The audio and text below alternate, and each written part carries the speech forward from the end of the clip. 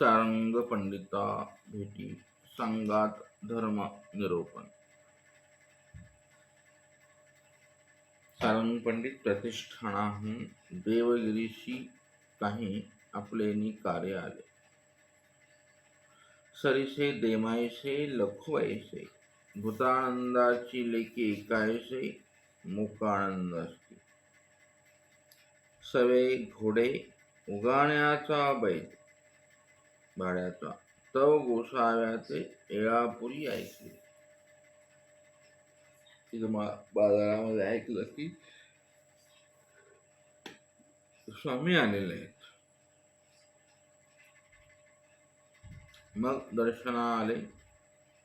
मार्गी येत असते. कटकाची हाटांतून येतात. नावच त्याचं कटक देवगिरी आहे की नाही. त्या हाटामधून येत असताना त्यांना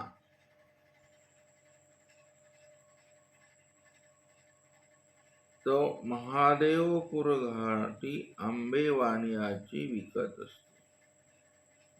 पहा, महादेवपूर त्या महादेवराय राजा आहे ना, तो त्याच्या नावाने तिथं हे आहे की नाही. तिथे आंबे वाण्याच्या दुकानात आंबे विकतायत. ते घेतले. केळं घेतली त्यांनी. देवगिरीच्या नव्या पोपळाची वाकारी देखली. सुपारी, नवीन सुपारीची छानपैकी. मग ती नवी ओली पोपळे घेतली, पाने घेतली, खाजे घेतली.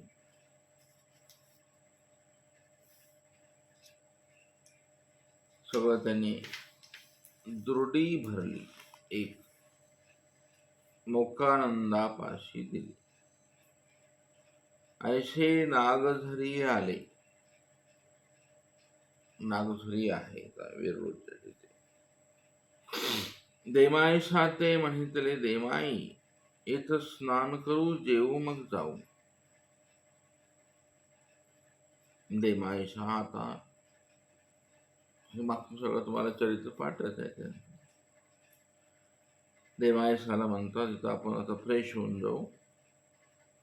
ते म्हणते हे काय पंडित हो, गावाचा अखरीच इतुक्याची गोसाव्याशी न भेटता कैसे जेव. आई म्हणाला की इथं किती राहिले, 2 किलोमीटर राहिले. आता आपण देवाला भेटू मग जेऊ. ते म्हणतात ना, आमच्या गोसाव्याचा ठाई तैसे काही नाही. 3 वेळे जेवावे आणि गोसाव्याच्या दर्शना जावे. आता हे सारंग पंडित पांडित्य दाखवतात. आपलं ज्ञानाचं तर्क करून राहिले. तसं काही नाही म्हणाले. 3 वेळे जेवावं. कसा माइंड लावले बघावं. तुम्ही तर सांगू नका आपा. ते म्हणाले तू फक्त सांगू नको बाई. देवायसा म्हणते काय सांगावे असे. गोसावी काही नाही ना ती. देवती म्हणते अरे कसं आहे रे तू म्हणाले. तिथं सांगावं लागतं का त्यांना.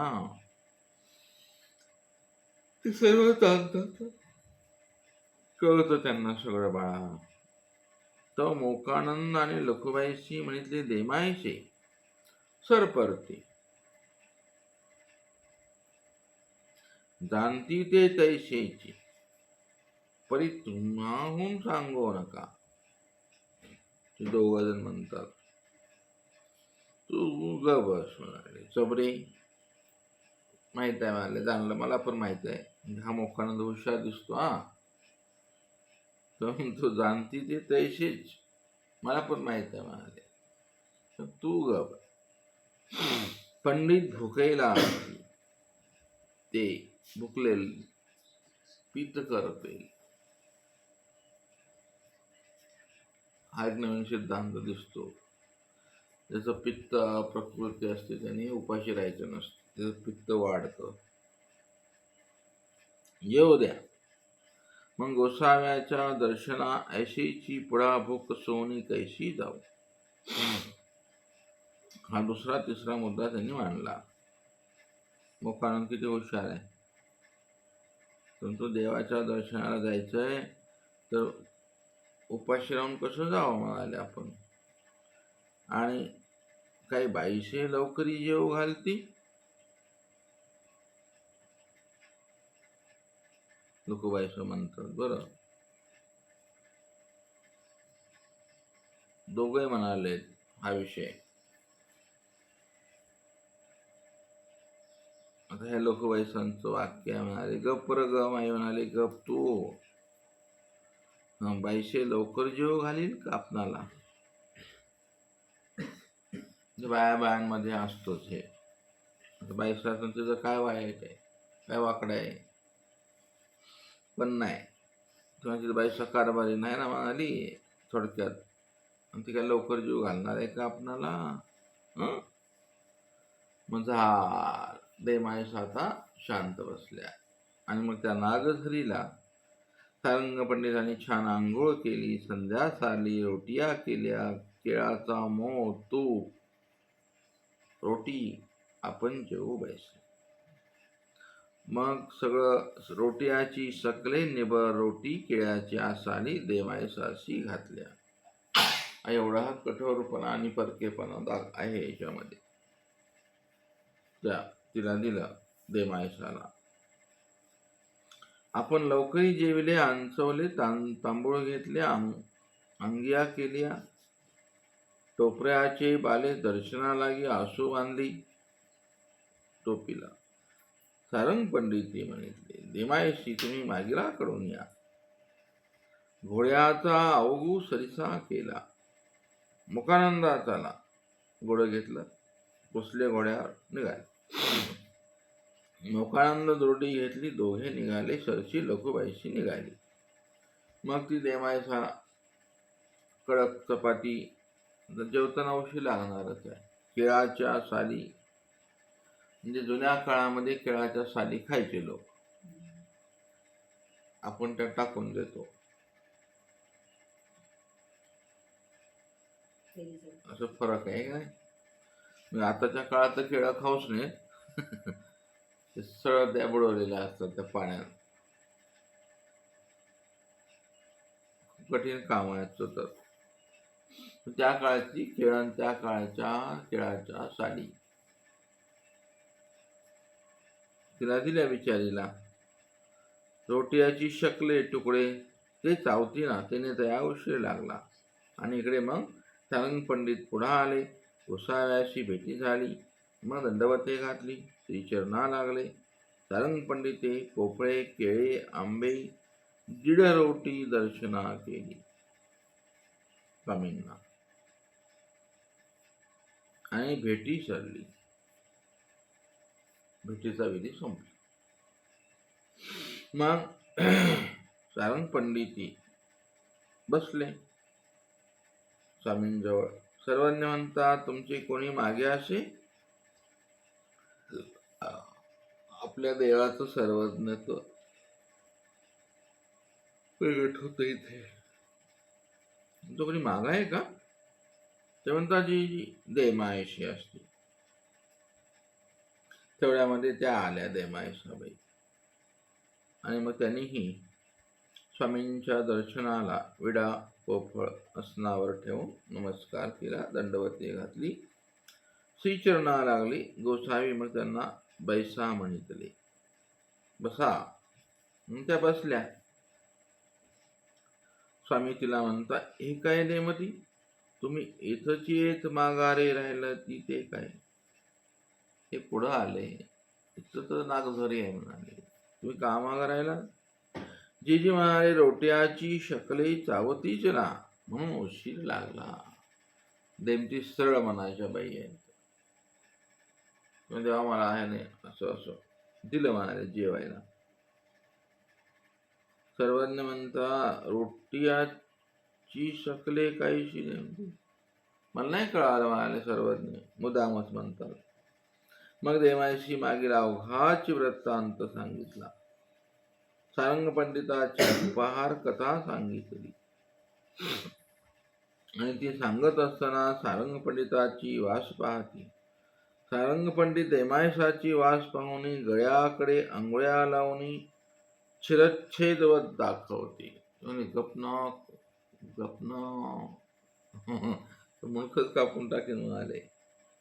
सर्वज्ञ म्हणतात, हागा आणि का जडा पार्थिवा देवा तीर्थाच्या ठाया जायचे तर न जेवी जायचे.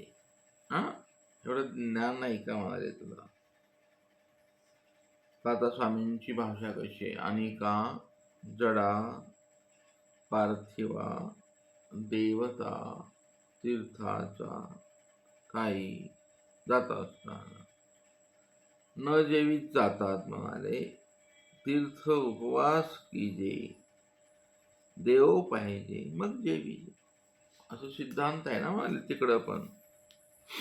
मा जे तुले पा येत नाही ते तुला एवढं नाही का आमच्या ठिकाणी.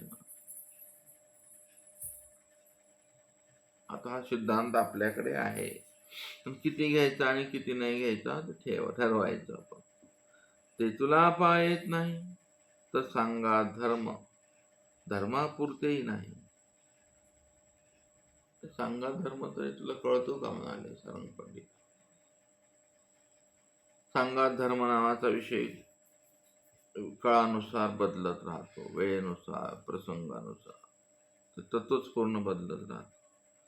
म्हणून निमित्तविधी संघ ठेवलाय. सांगात धर्म आहे. सांगात धर्मामध्ये रोखणं तोषणं जीवधर्म सोबत राहिलं की येतं. हे आलं की मग ते निरोत्साहावा लागतं. दोष सगळ्याकडे असणार ना, कोणच जगामध्ये असं निर्दोष नाही ना. म्हणून स्वामींनी सांगात धर्म निरूपण केलेला आहे इथे. याचं सखोल चिंतन होणं परमार्गात खूप गरजेचं आहे सध्याच्या काळात. कारण इथं रक्त बदलतं, जात बदलते, त्याचे संस्कार बदलतात, प्रसव बदलतात, नाही की नाही. त्याचं ज्ञान बदलतं, त्याचा अधिकार बदलतो, त्याची सगळ्या गोष्टी. स्वामींकडे पाहण्याचा प्रत्येकाचा दृष्टिकोन भिन्न आहे.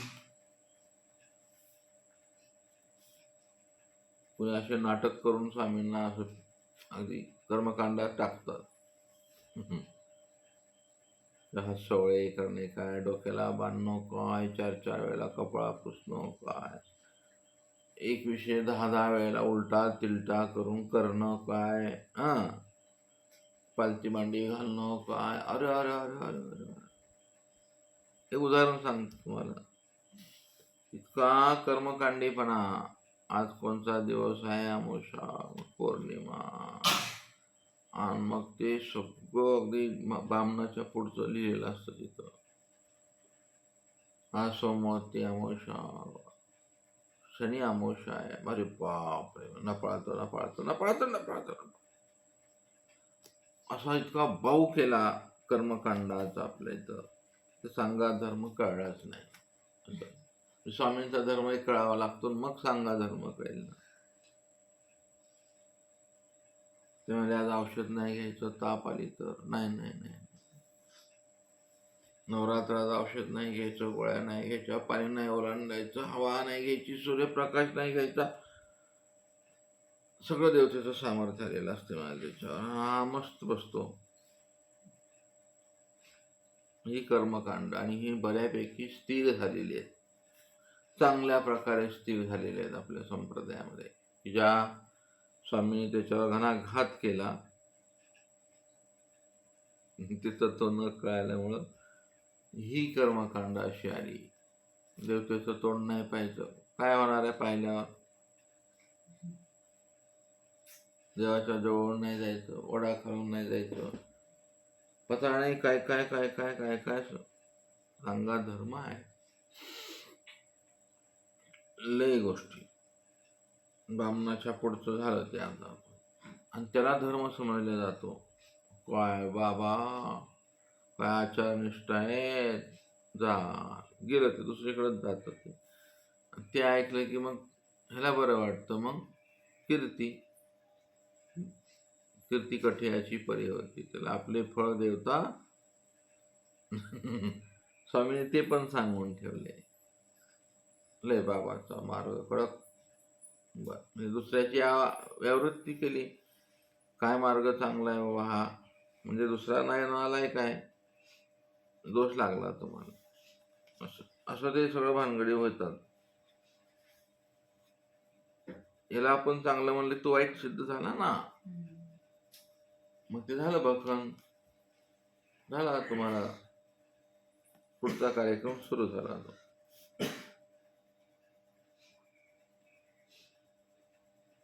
काय खरं नाही, सगळं ह्यांच्या ठिकाणी सगळं आहे, संपलं. ह्याला म्हणायचं काय भोगला तुम्ही, परमस्पर्श करून राहिले तुम्ही, आणि पता नाही तुम्हाला, आणि कर्मकांड माहित नाही तिथले. त्यातले तुमच्याकडे किती आहे ते चेक करा. सांगण्याचा उद्देश म्हणजे आपण बांधून घेतो ते देवाला, आणि डोक्यामध्ये त्याला धर्म समजला जातो. हा विश्वाचा धर्म आहे स्वामींचा, हा कोणासाठी नाही ठेवलेला जातो. पण त्याला असो, गणपती बसला तर अरे अरे अरे गणपतीचं तोंड, काय तोंड पाहू नका, पाहू ना, तुमचं तोंड पाहिल्यावर त्याला थोडं सात्विकता येईल, आनंद वाटेल. त्याचे नवरात्र येतात. आता त्या गणपतीत सुद्धा 8 दिवस काही खाल्लं पिल्लेलं चालत नाही. नपळात आलं ना, ते सगळे घरोघरी असतो ते. तर त्या टिपऱ्या तर चौकात असतात देवी, हे की नाही, म्हणजे गणप्या घरोघरी असतोय की. लग्नाच्या वेळेला गणपतीची पूजा मांडतात, सुपाऱ्या. नवरदेवाला आहेर कुठून चढवतात, मारुतीच्या मंदिरात. ज्यांनी लग्न केलं नाही त्यांच्या साक्षीनं कार्यक्रम होत होतो. कसा आशीर्वाद मिळेल, कसं लग्न टिकेल, सगळं गोंधळ गोंधळ आहे की नाही. ज्यांनी कार्यक्रमच केला नाही लग्नाचा, त्याला काय माहित कसं दुःख असतंय ते लग्नात. ते आडपडदा धरतात. ते काय धरतात ते पुढं, नवरा बायकोच्या मध्ये, तिथून सुरुवात आहे ती लग्नाची. जीवनाचा आडपडदा आहे तो, काय म्हणतात त्याला, सगळं माहित पाहिजे. ते वेळेवर धरतात ते मी लग्न. शुभमंगल अंतरपटा ते धरा. ते अंतरपट मरेपर्यंत ते दोघांमध्ये अंतरपटच असतो तो. ते बघा क्रिया कशी चालू आहे, कार्यक्रम काय चालू आहे, लक्षात येते तुमच्या.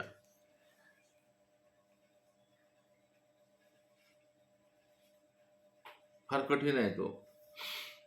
तर हा सांगात धर्म, सांगातच करायचं ना, तिला किंवा त्याला. काय आता सांगात आलाय, जमलं तर खटकाय, नाही तर लगे फारकत 2 दिवसात. तिनं अगोदरच सांगात पट धरलेला असते, कायच काय आले ते, बरं आहे. तर स्वामी म्हणाले तुम्हाला सांगात धर्म सांगू काय म्हणाले. हा, येणेही एक सांगात धर्मानुष्ठीला होता, आधी सांगात. म्हणून गोसावी चोराची गोष्ट सांगितली, ही पाठच आहे तुमच्या. एतुलेनी सांग पंडित दैनावले, आणि असं झापल्यामुळं ते आसू आणली होती दर्शनाला. मेंबट्ट सांगतात, आसू दर्शना करावी ते न करती. मनात आला सगळे शहाणा गेलाय म्हणाले, ज्ञान सांगायला मला इथं. मी काय पंडित आहे की म्हणाले, पैठणचा पंडित आहे म्हणाले, मला ज्ञान सांगतोय. तोंड वाकडं केलं असेल नाही का, दिले नाही पैसे स्वामींना. असे हे सारंग पंडित सर्वज्ञ देमायसा लखुबाईसा आणि मुकाणन अशा व्यक्तिरेखा समोर आहेत. त्या वेगवेगळ्या अधिकाराची माणसं आहेत, विचाराची, प्रसवाची,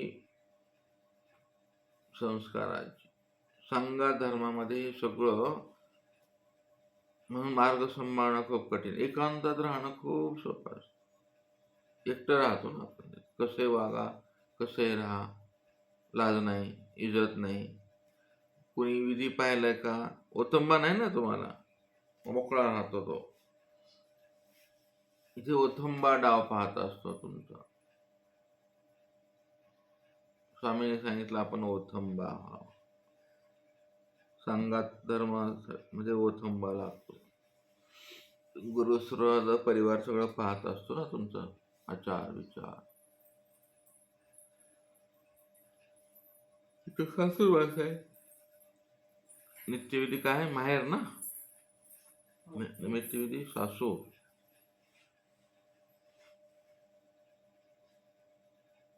तत्व सांगण्याची पद्धत माहिमत टाकून घ्यावी लागते. छान सांगतात विचार. आणि अशा प्रकारे ही लीळा आठवताना तुम्ही काय काय आठवाल? मग काय काय आठवाल तुम्हाला लीळा? आणि मग आता त्या सारंग पंडितांनी दिलेलं सगळं सामान ते स्वामींच्या पुढं मांडलेलं आहे. स्वामी गोसावी पोपळ पाहत होते.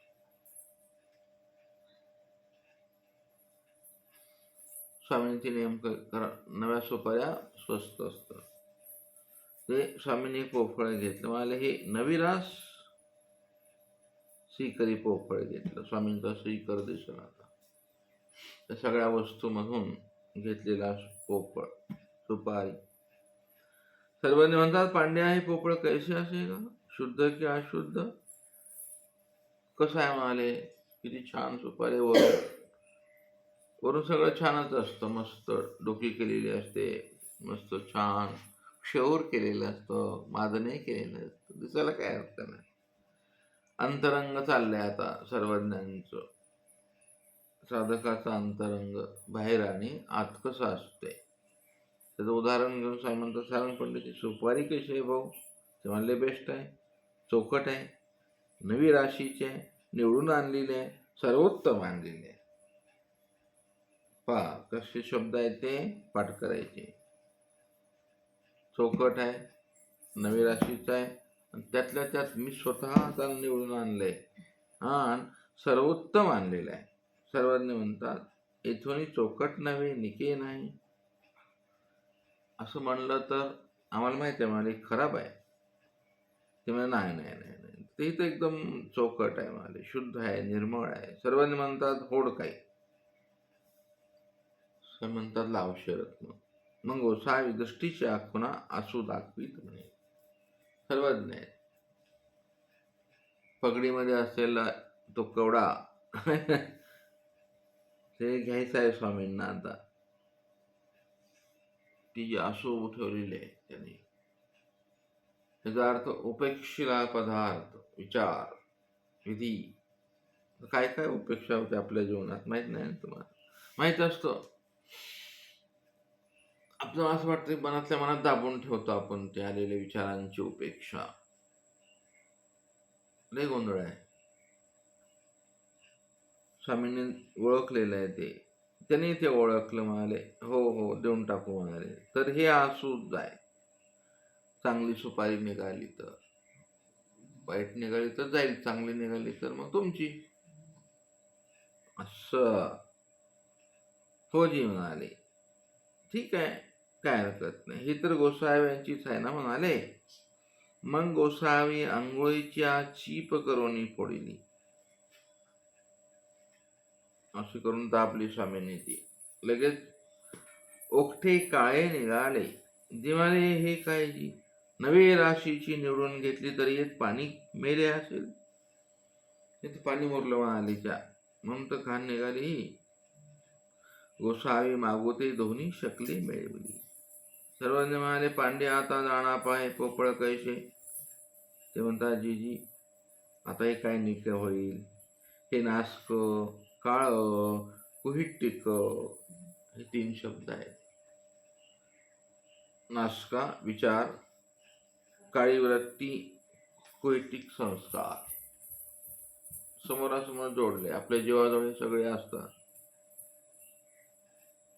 स्वामींना हेच भाग्याचं पोपळ द्यायचंय ना. आता ह्या पोपळाचा संबंध तुम्ही तिकडं लावा. द्या बाकीचे पोपळ.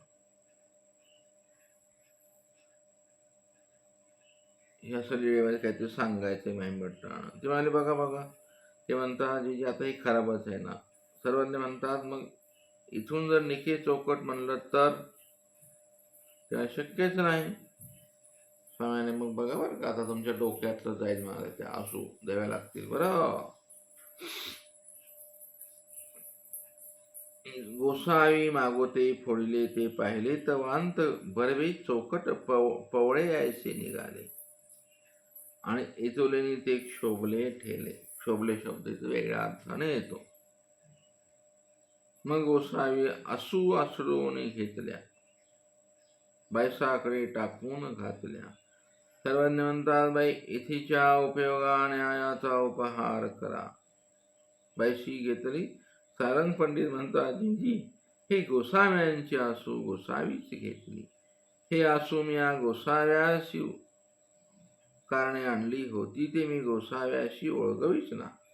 ऐसा अभिलाष केला होता जी, ते मदपासून चुकले. म्हणून गोसावी होडे जिंकून घेतले. तरी ते तुमचंच होतं, मी तुम्हाला दिलेलं होतं, पण मी अभिलाष केला, चुकलं म्हणाले ते. म्हणून तुम्ही लीळा करून मला जिंकून घेतली. पण या लीळेमध्ये जो अभिन्न विषय आहे स्वामींचा तो वेगळा आहे.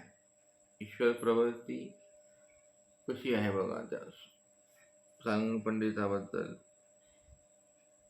कशी आहे. आज काही वेगळीच प्रवृत्ती आहे स्वामींची.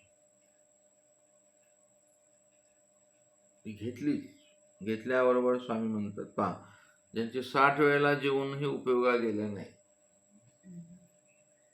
त्याच व्यक्तीबद्दल आज स्वामी प्रसन्न आहे. स्वामी कसं म्हणतात बाईसांना बघा,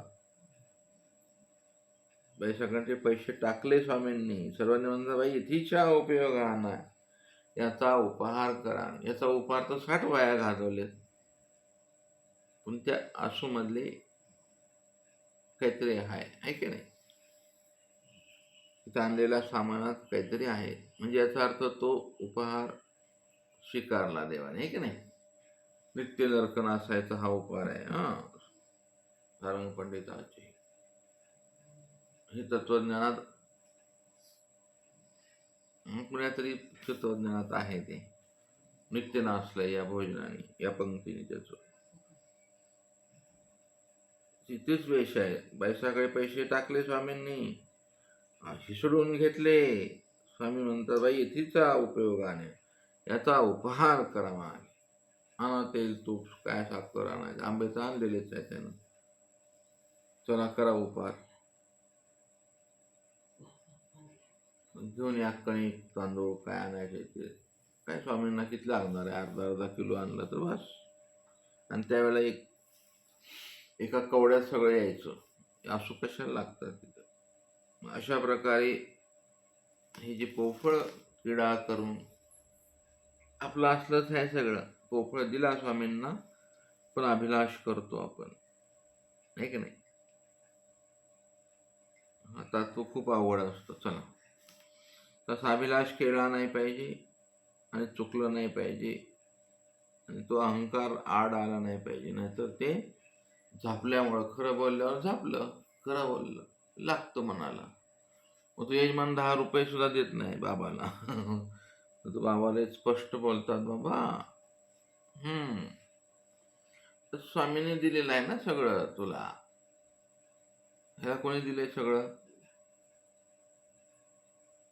सगळं वैभव कुणाचं आहे? ते स्वामींचंच आहे ना. प्रत्येकाला स्वामीने दिलेलं असते. संसारात कसं कळतं मग? रिकाम्या हातानं जाऊ नये लगेच साड्या इकडे काय प्रॉब्लेम आहे द्यायला कळत नाही. पण ते असंच असतं, सारंग पंडित सगळीकडे असतात. नको वाटतं साधूच्या ठिकाणी, मार्गाच्या ठिकाणी. तो असा विचार करतो करतो सगळं झाल्यावर सगळं निघताना 100 रुपये द्यायचे हातात. तो त्याची सेवा 200 रुपयाच्या पुढे गेलेली असती. आल्या आल्या चहा, जेवण, संध्याकाळचं दुपारचा चहा, जेवण, सकाळच्या आंघोळ्या, नाश्ता, चहा, जेवण, शिदोरी, घे 100 रुपये. ते परमार्गाचं त्यांनी ऋण घेतलं का काय केलं कोणास ठाऊक. तो काय करून गेला, पाप जोडून गेला का पुण्य जोडून गेला हे अदृष्टाला माहिती असतं. तिथं तर तराजू कटा चालू आहे ना, आहे का नाही. देवाला ओळखणीला माहित आहे तू काय चाललंय. बर बर बर, त्याचं होणारं कार्य होत नाही पुन्हा. कारण ती प्रसन्नता तिथून गेली, भंगलेली.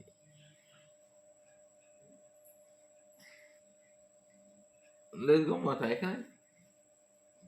पाणी, साबण, तेल सगळं परमार्गातलं.